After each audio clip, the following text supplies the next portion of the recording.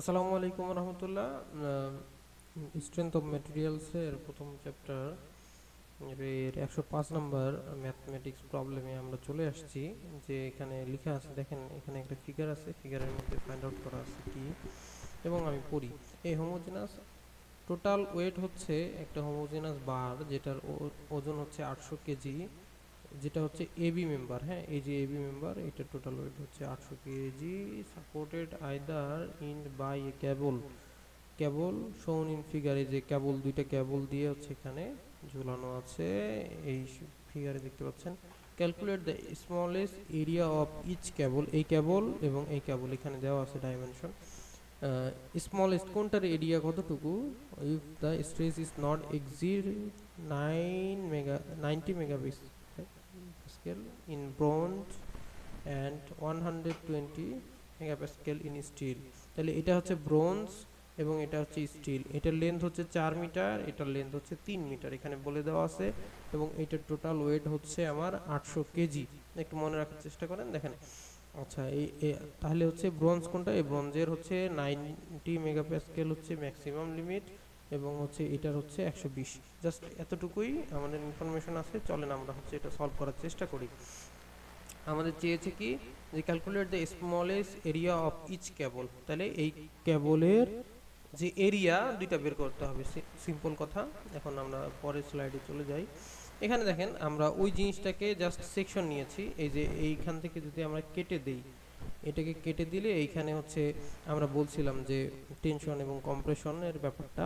তো এখানে যখন আমরা কাটে দিব এই জিনিসটাকে, এই টোটাল 800 কেজি ওয়েটটা ঝুলে আছে এই তারের উপরে, তাহলে এখানে টেনশন ক্রিয়েট হবে। আচ্ছা, এই যে দেখেন, তাহলে এইটাকে উপরের দিকে টানে ধরে আছে, এইটা এটা নিচের দিকে ঝুলে আছে, মানে টেনশন এখানে উপরের দিকে হবে যখন আমরা সেকশন নিচ্ছি, এই যে উপরের দিকে। আচ্ছা, এবং ওয়েটটা আমাদের নিচের দিকে ক্রিয়া করতেছে। তাহলে 800 কেজি, 800 কেজিকে যদি আমরা 9.8 দিয়ে গুণ দেই, 7848 আসে।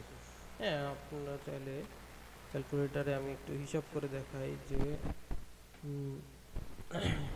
800 ইন্টু 9.8, এই যে গুণ করলে সিম্পলি 7840 আসছে। 9.81 যদি দিই তাহলে 48 আসবে।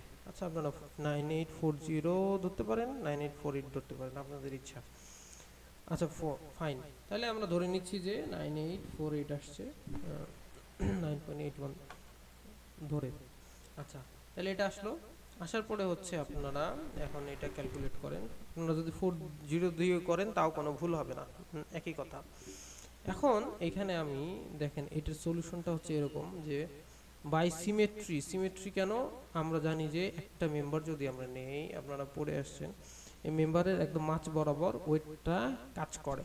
তো এটার যেহেতু টোটাল ওয়েট বলছে, কোনো নির্দিষ্ট জায়গায় বলে দেওয়া নাই, কোনো কিছু নাই, তাহলে এটার মাঝ বরাবর আমরা ধরে নিতে পারি। তাহলে 800 কেজি হচ্ছে টোটাল ওয়েট। এখানে দেখুন আমরা লামির সূত্র পড়ছিলাম যে এখানে এই জিনিসটা উপরের দিকে কাজ করতেছে, এই তিনটা, এইটা নিচের দিকে। তাহলে আলটিমেট এই 800 কেজিকে এই ফোর্স এবং এই ফোর্স দুইটা মিলে রেজিস্ট করতেছে। তাহলে এইটা এবং এইটার যেহেতু মাঝে বরাবর কাজ করতেছে, তাহলে এই ফোর্স আর এই ফোর্স সেম। হ্যাঁ, সেই হিসাবে আমরা ধরে নিচ্ছি এই ফোর্স এবং এই ফোর্স সেম। তাহলে অ্যাকচুয়ালি কত, তাহলে যেহেতু আমার ওয়েটটা মাঝ বরাবর কাজ করতেছে এবং এইটা আমরা যেহেতু মাঝ বরাবর, সেহেতু এই পাশেও যা ওয়েট লিফটিং করবে এই পাশেও সেম এটা করবে। তাহলে আমরা এই জন্য কত করবে, এই যে টোটাল আমার ওয়েটের অর্ধেক এইটা ফোর্সের ভ্যালু, অর্ধেক এই ফোর্সের ভ্যালু। তাহলে এটাকে যদি আমরা অর্ধেক করি তাহলে আমরা হচ্ছে 3924 পাচ্ছি। এখানে যদি 40 ধরতাম 9.8 দিয়ে গুণ করে, তাহলে এখানে হচ্ছে 3920 পাইতাম, একই কথা। ফাইন, তাহলে আমরা ব্রোঞ্জ এবং স্টিলের যে ফোর্স সেটা পাইলাম। আচ্ছা,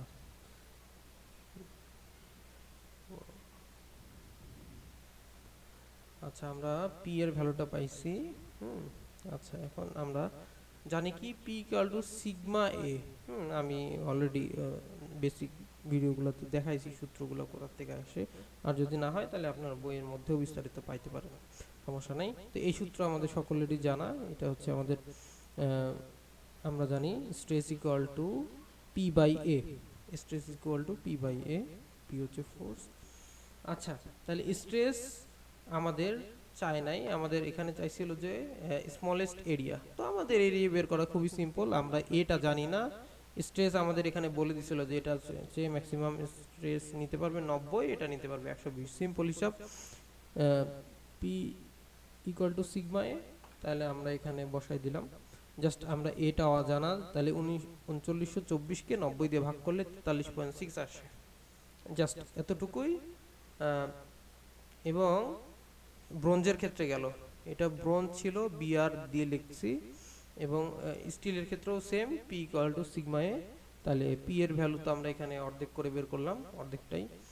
সিগমার ভ্যালু আমরা জানি, কারণ হচ্ছে এই যে স্টিলের ক্ষেত্রে বলছে 120 ম্যাক্সিমাম, তাহলে 120 দিলাম, জাস্ট ক্যালকুলেট করলে আমরা পেয়ে গেলাম। ধন্যবাদ সকলকে, আশা করি বুঝতে পারছেন। এরপরেও যদি কোনো কনফিউশন থাকে তাহলে আপনারা হচ্ছে আমাদের ফেসবুক পেজ অথবা হচ্ছে আমার কমেন্টে আমাদের জানাতে পারেন, আমরা একটু সলভ করে দেওয়ার চেষ্টা করবো ইনশাআল্লাহ। ধন্যবাদ।